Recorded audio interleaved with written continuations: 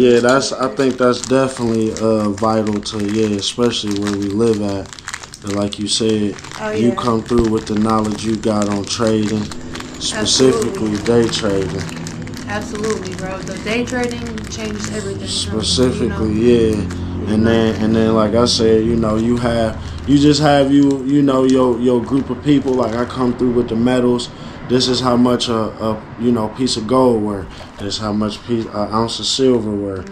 This is how much this necklace is worth if you buy it in this form. Exactly. I Although bought this this. weighs this much, and then you could even put it into perspective. Like I always try to break it down for people. Like an ounce of reefer, an ounce of cannabis, Yep.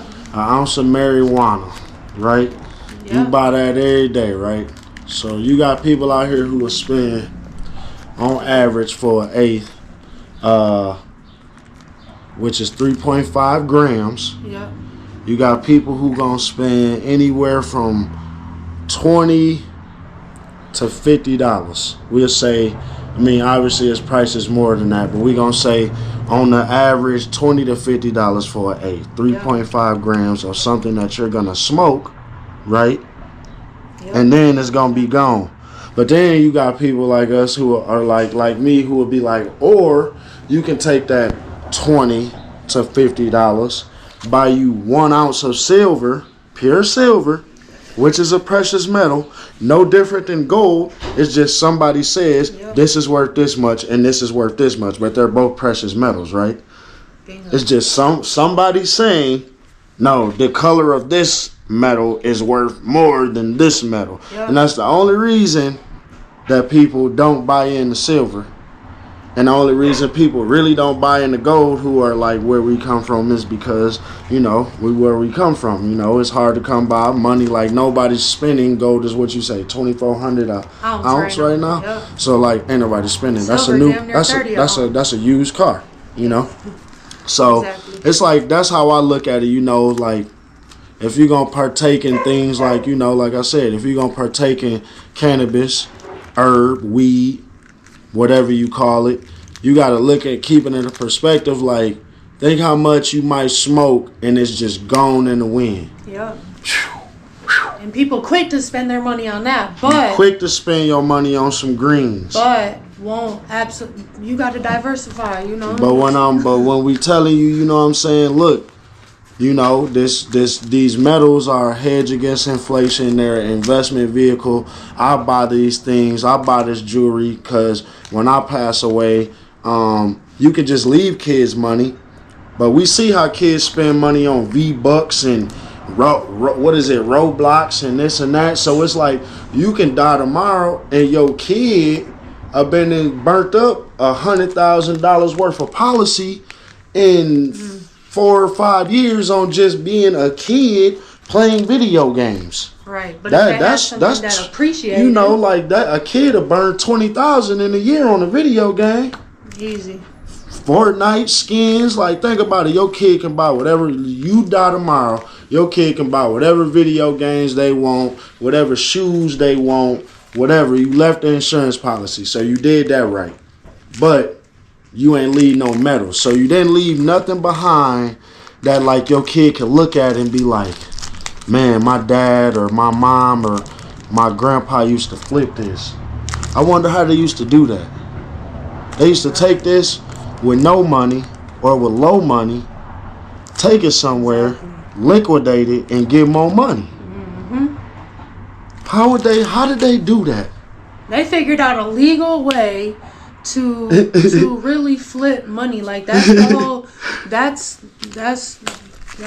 the game. Yep. And at the end of the day, if you think about it, if you've been buying metals for as long as I remember Deshaun talking about buying metals, or for example, was before the pandemic. Way before. if you've been buying crypto since I can remember talking about telling people to buy crypto, your metals would have appreciated. Right now it's 2,400 an ounce.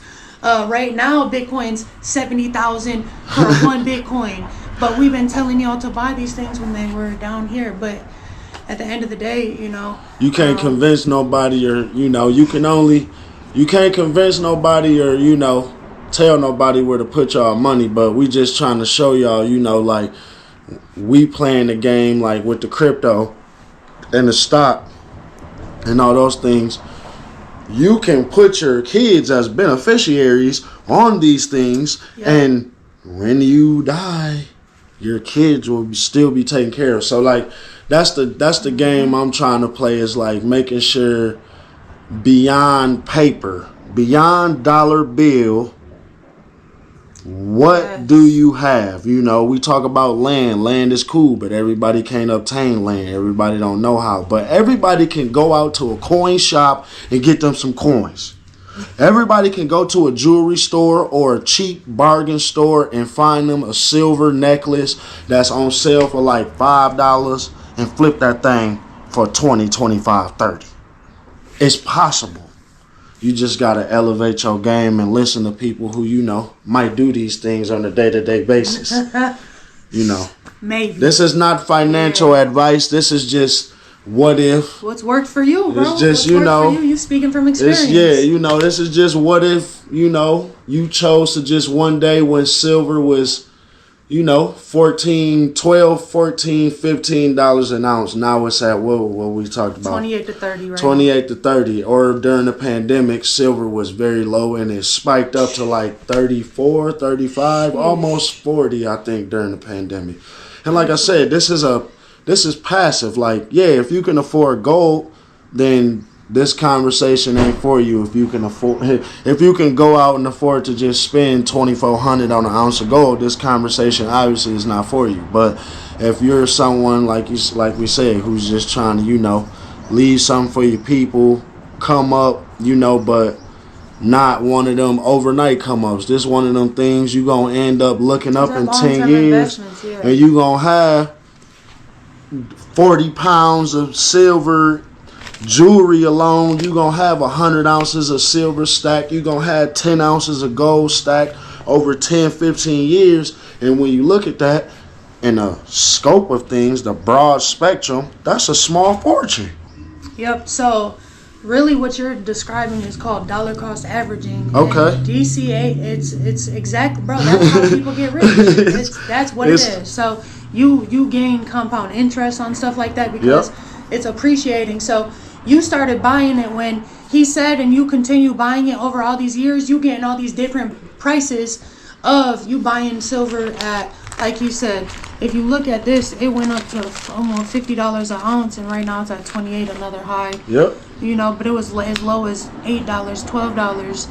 You know, and it's so if you're buying it across the time like that, you bought it some at 12, 15, 16. And then you go flip. So that's what I was doing. Was I was taking the things that the pieces that I bought for $15, $14, whatever. I was like, oh, you said silver how much in the pandemic?